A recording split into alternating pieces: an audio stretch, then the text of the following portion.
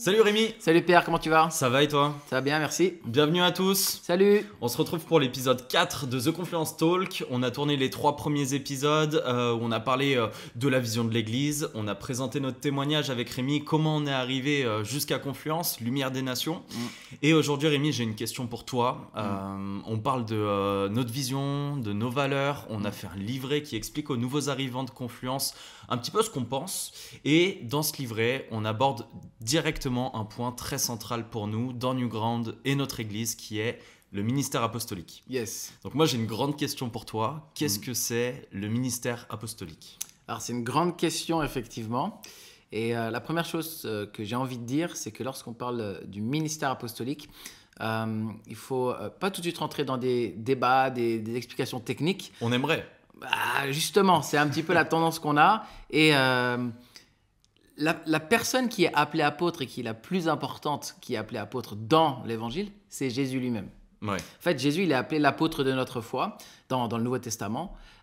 Et en ça, il y a vraiment quelque chose à méditer parce que donc le mot apôtre, ça veut dire apostolos, ça veut dire envoyé. Et donc, l'apôtre, c'est lui qui est envoyé et Jésus est l'envoyé du Père. Et donc, le ministère apostolique, il s'enracine d'abord dans quelque chose qui est en Christ, parce que le Père l'a envoyé. Et est-ce qu'on sait pourquoi est-ce que Jésus a été envoyé? C'est pour le salut. Et donc, le ministère apostolique, c'est une occasion de méditer sur le cœur du Père. Lorsqu'on s'intéresse un petit peu à Dieu et à ce qu'il fait dans le Nouveau Testament, et même déjà dès l'Ancien Testament, c'est que c'est un Dieu qui est en mission. On parle parfois, les théologiens, de la missio Dei, la mission de Dieu, Dieu qui s'envoie lui-même, qui envoie son Fils pour notre salut. Ouais. Et dès le départ, on voit ça, il a envoyé des prophètes. Tout au long de l'Ancien Testament, on voit ça.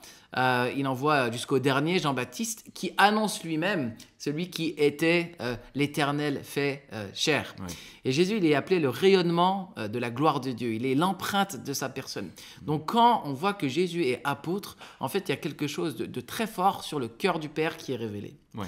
Le Père, son cœur, c'était de te sauver toi et de me sauver moi. Il a tant aimé le monde qu'il a donné son Fils unique afin que quiconque croit en lui ne périsse pas et qu'il ait la vie éternelle. Et donc, l'apostolat, c'est l'envoi du Fils. Et qu'est-ce qu'il fait, le Fils, quand il est envoyé? En fait, il met les fondements de son Église. Il dit « je bâtirai mon Église oui. ».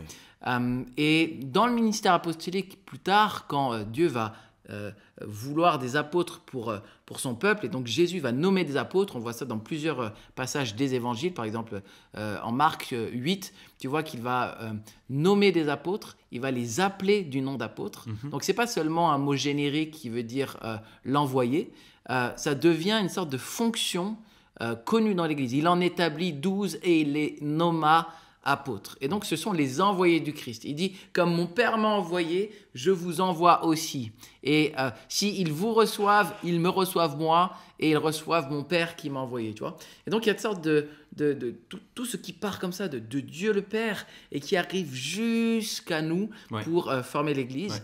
avec cette volonté que le monde entre dans le salut, que les gens soient attachés et regroupés dans l'Église.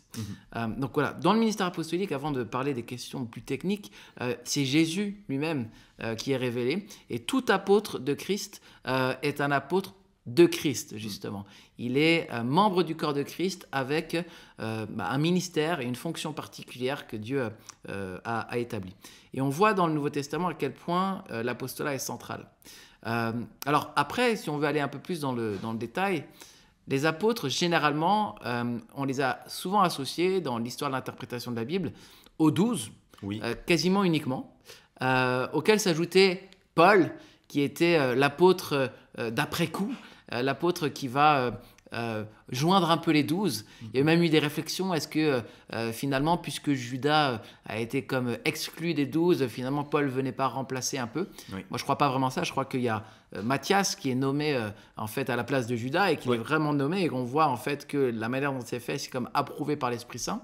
Il y avait vraiment 12 hommes qui ont été nommés et puis a posteriori, Paul, il est appelé, on le connaît, sur le chemin de Damas. Oui. Il va rencontrer le Seigneur ressuscité et Dieu va faire de lui l'apôtre des païens, comme il a fait de Pierre l'apôtre des Juifs. Ça, c'est Paul lui-même qui dit ça. Et donc, la grande question, c'est y a-t-il des apôtres après les 12? Bah, c'est ça la question, parce que quand même, moi j'entends souvent, oui, mais les apôtres ont vu Jésus. Et il y a quelque chose de, les apôtres ont vu Jésus. On parle aussi de Paul qui a rencontré Jésus sur la route de Damas. Donc il fait partie de ceux qui ont vu, qui ont Ouais. vécu et entendu les paroles de Christ directement. C'est pour ça que, est-ce qu'aujourd'hui on peut parler d'équipe apostolique au 21e siècle? Parce que on sait qu'on sent la présence de Dieu, on voit, mais il y a quand même quelque chose de... Les 12 ont vécu avec lui, Paul, sur la route de Damas, a ressenti quelque chose, a vécu quelque chose. Est-ce qu'aujourd'hui, on peut vraiment considérer l'apostolat comme un rôle existant, prédominant dans l'Église, sachant que... quand même, on voit des choses un peu space. En tout cas, on voit des pseudo-apôtres nommés. On ne sait pas trop d'où, comment. Donc, quelles règles pour ça? Alors, on va partir du problème que tu mentionnes. Il y a des pseudo-apôtres et presque pour moi c'est rassurant. Parce qu'il y a toujours eu des faux docteurs. Ouais. Ça ne nous a pas empêché de croire qu'il y a des docteurs. Ouais. Il y a toujours eu des faux prophètes. Ça ne nous a pas empêché de croire qu'il y a des vrais prophètes. En fait, le royaume de Dieu et le royaume des ténèbres, en fait, ils sont comme en négatif l'un vis-à-vis de l'autre. Satan veut se faire adorer comme Dieu. Dieu veut l'adoration parce que lui, il en est digne. Satan a ses démons comme Dieu a ses anges. Satan a ses faux prophètes comme Dieu a ses vrais prophètes. Satan a ses fausses doctrines comme Dieu a ses vraies doctrines. Satan a un peuple. On parle des fils du diable ou des fils de la puissance de l'air comme Dieu a son peuple. Et donc, on pourrait se dire, bon, s'il y a des faux apôtres suscités par Satan, est-ce que ça veut dire du coup qu'il n'y a pas de vrais apôtres? Si. D'ailleurs, je pense que tout le monde qui pense qu'il y ait des vrais apôtres, ou qu'il y ait des apôtres aujourd'hui ou pas, serait d'accord avec ça. Seulement, il dirait c'était seulement les 12 et Paul. Donc la grande question, c'est est-ce qu'il y a un fondement biblique à l'apostolat aujourd'hui, en dehors des 12, en dehors de Paul, en tout cas dans la génération de ceux qui n'ont pas vu le Christ ressuscité, ou parmi des gens qui n'ont pas été témoins oculaires. Oui. Et ça, c'est une vraie question. J'ai noté quelques versets, parce qu'en fait, il semble dans la Bible que le mot apôtre, l'emploi du mot apôtre, soit associé plusieurs fois à des gens qui n'étaient pas les 12, qui n'étaient pas Paul, et qui parfois n'avaient même pas vu le Christ ressuscité. Et comme le mot apôtre, ça veut dire envoyé, on va essayer un petit peu de camoufler ça pour dire c'était juste des envoyés au sens générique, des missionnaires. Ouais. Mais je ne suis pas sûr de ça quand on prend le contexte des versets. Je prends un exemple, par exemple, tu as Barnabas qui est appelé apôtre, et ça c'est dans Acte 14, verset 14, il écrit « Les apôtres Barnabas et Paul, ayant appris cela, déchirèrent leurs vêtements et se précipitèrent parmi la foule en s'écriant, etc. » Donc là, Paul, on sait comment il est apôtre. Ouais. Il est apôtre de Christ d'une manière très claire dans sa fonction. Pour lui, c'est clair. Voilà. Et du coup, d'ailleurs, il défend toujours son apostolat. Mais là, il y a marqué les apôtres Barnabas et Paul. Donc Barnabas lui-même, il est associé à Paul dans cet apôtre, dans cet apostolat. Et c'est vrai qu'il y a le fait qu'ils sont envoyés, mais toujours un apôtre, ça n'enlève pas le fait qu'il est envoyé. Mais il est envoyé pour quoi faire ? Et il me semble qu'on va voir d'ailleurs dans le livre des Actes que Barnabas et Paul, c'est ceux qui vont faire nommer des anciens dans les églises. Oui. Et donc en fait, c'est des gens qui vont établir des frères dans la foi pour diriger l'église. Et donc ça, c'est un des fondements du ministère apostolique.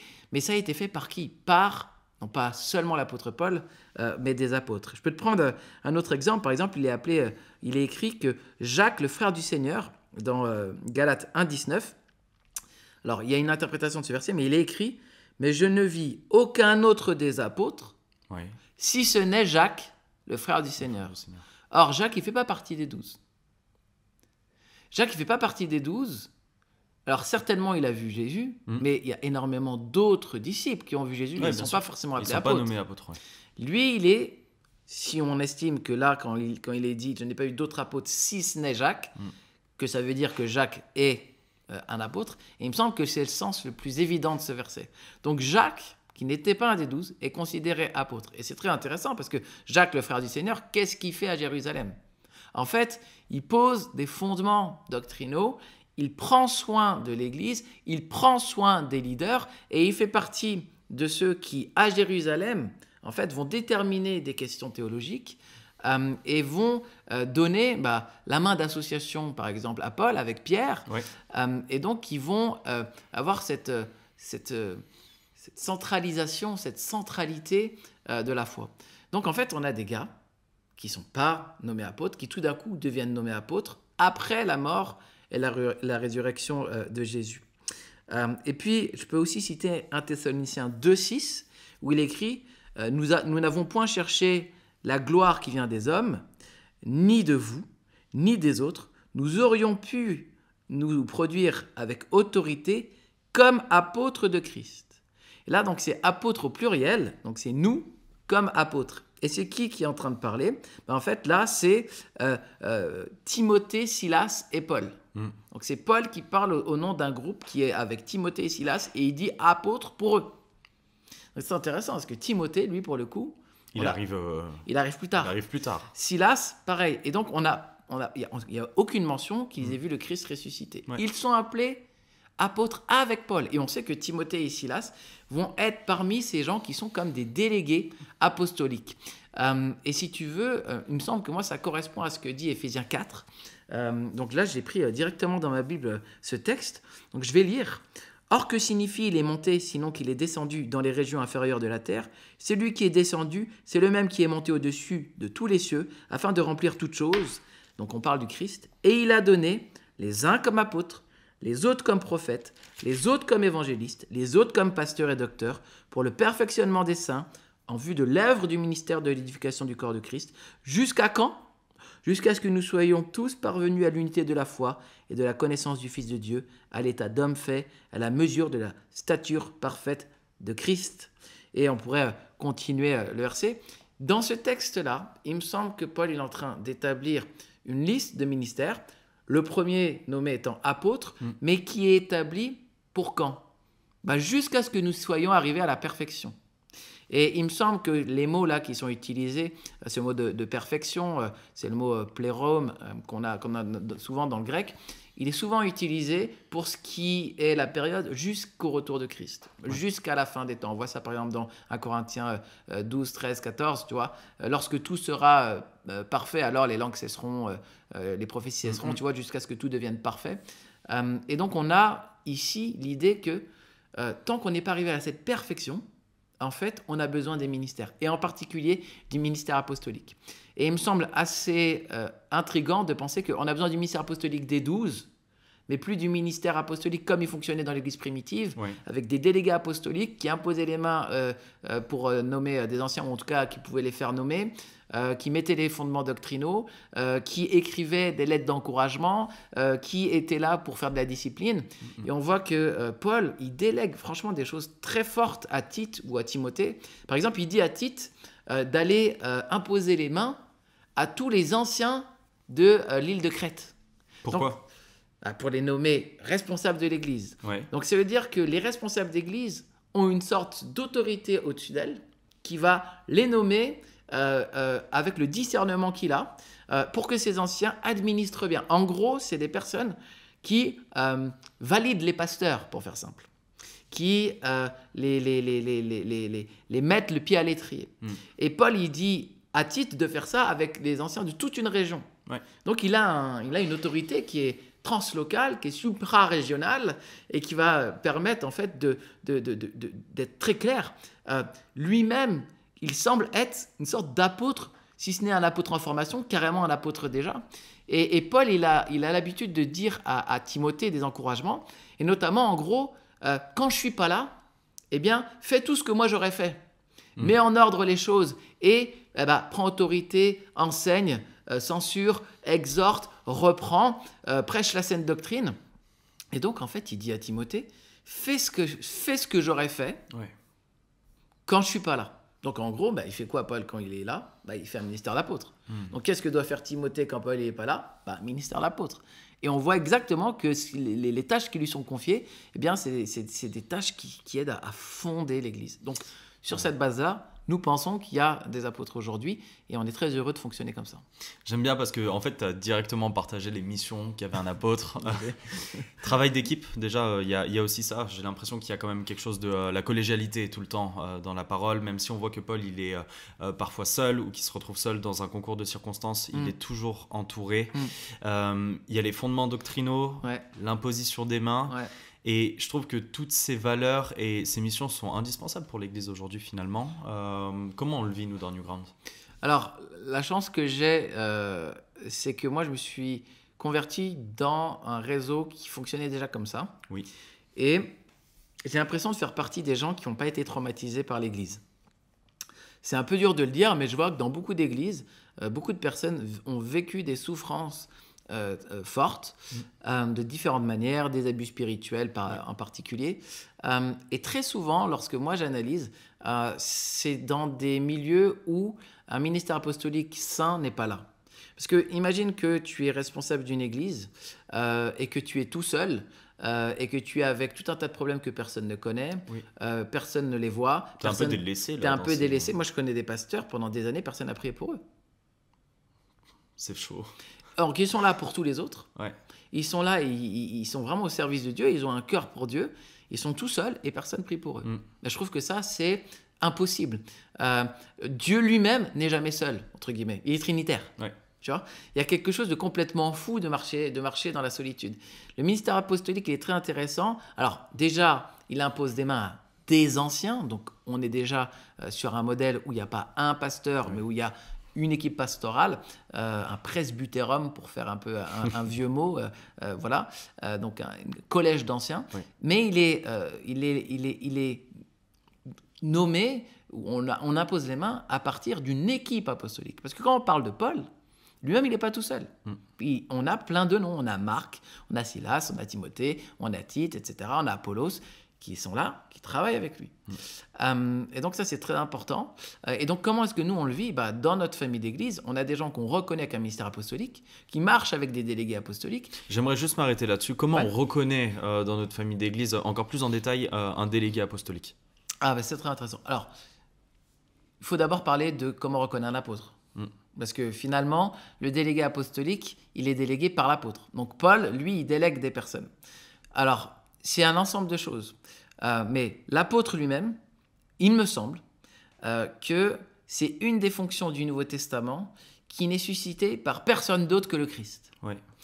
Quand Paul est suscité, il est suscité par le Christ de manière souveraine. Et il le dit lui-même dans l'Épître aux Galates, voilà, je ne me suis pas rendu à Jérusalem. Voilà, j'ai rencontré le Seigneur sur le chemin de Damas et il m'a donné une mission, en quelque sorte. Ce n'est pas dire qu'il n'est pas au milieu de l'Église, parce que lui-même, il va être entouré par l'Église tout de suite, par Barnabas qui est là, qui va prendre soin de lui, etc. C'est Barnabas? J'ai un doute. Ananias. Et du coup, non, c'est pas Ananias, c'est pas Barnabas, c'est... Attends, on va vérifier rapidement.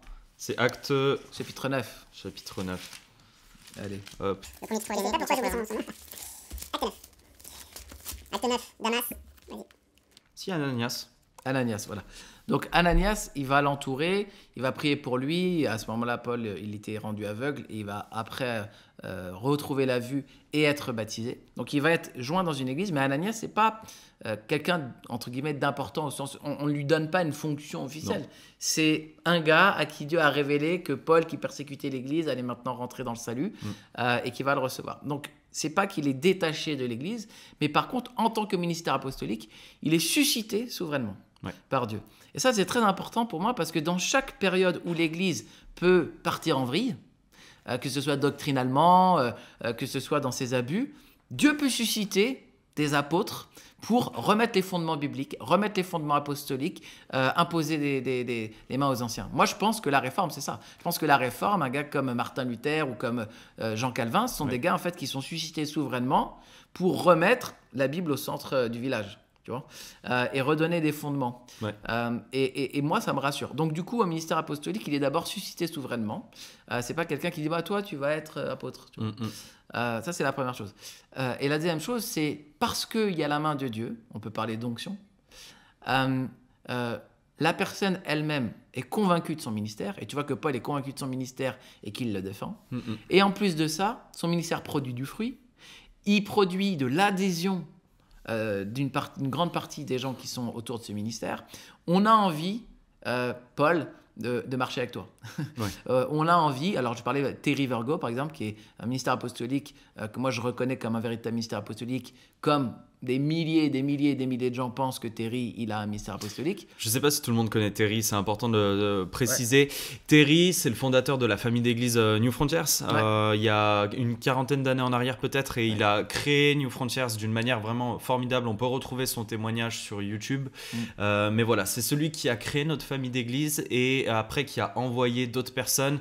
Et d'ailleurs, tout le monde a été un petit peu étonné lorsqu'il a pris sa retraite. Il n'a pas donné son ministère à une personne, mais il a suscité plusieurs personnes autour de lui pour prendre des sphères, etc. Donc, Mais là, dans le langage utilisé, je pense qu'on fait presque des écueils de langage, parce que moi, je pense que Terry a rien créé.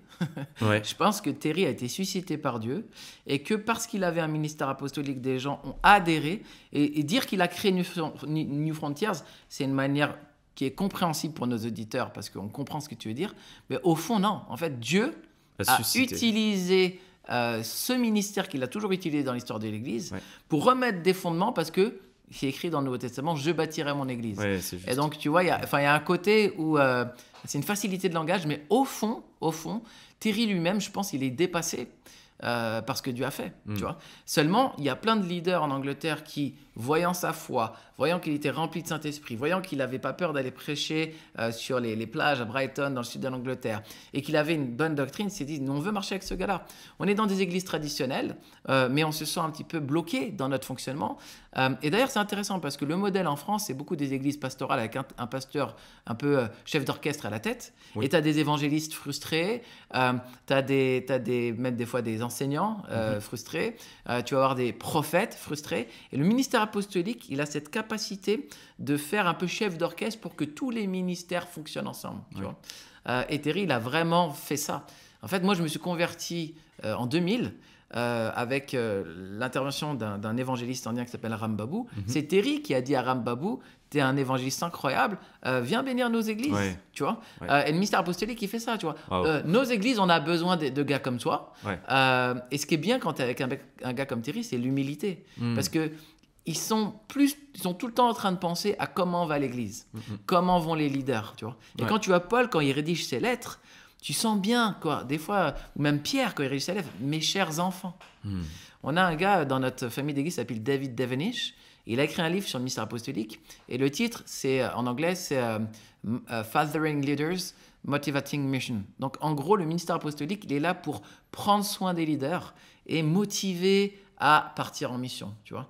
Et vraiment, je crois que c'est ce qu'on voit dans le Nouveau Testament. C'est exactement ce que font Pierre et Paul. Ils prennent soin des leaders. C'est mes chers enfants. Et ils parlent à des anciens qui sont eux-mêmes des responsables. Et c'est en même temps des gens qui suscitent la mission, qui veulent que l'évangile soit répandu dans le monde entier. Merci Rémi, c'est vraiment très complet. J'aimerais finir en honorant quand même le travail qui a été fait par un collectif de frères qui ont rédigé un document. C'est Raphaël Hazenberger qui a eu cette... Alors il y avait Raphaël Hazenberger, Nathan Lambert, Jean-Marc Potenti. Il y a deux autres gars, je l'ai noté là-bas, Franck Jeanneret et Christian Kuhn, qui ont fait un travail qui s'appelle le ministère apostolique et l'Église.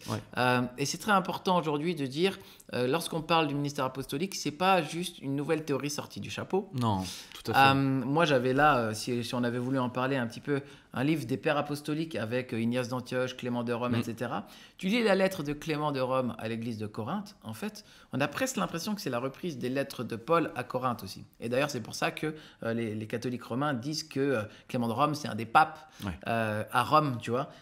Et donc, il y a quelque chose d'apostolique sur sa vie parce qu'il prend soin de l'église de Corinthe, qui est éloignée, lui, il est à Rome. Et même, il va les reprendre, hein. Il va même pas leur faire des reproches, mais à la fois des encouragements, mais les corriger, tu vois. Et donc, c'est intéressant parce que je pense que dès le 1er siècle, on a des traces de ce ministère apostolique. On ne l'a pas forcément appelé comme ça. On l'a peut-être rapidement appelé évêque, par exemple, avec une sorte de supervision au-dessus du collège d'anciens. Mais pour moi, en fait, la trace biblique la plus simple, c'est de dire que c'était des ministères apostoliques suscités par Dieu pour le bien-être des églises. Super, merci beaucoup Rémi, en tout cas pour cet épisode très riche sur le ministère apostolique. Merci. On se retrouve pour un prochain épisode toutes les 2 semaines. Si vous avez des questions par rapport au ministère apostolique, n'hésitez pas à nous écrire également sur les réseaux sociaux. Vous pouvez nous retrouver sur Instagram ou alors à l'adresse hello@égliseconfluence.fr. À bientôt. Au revoir. Merci Pierre.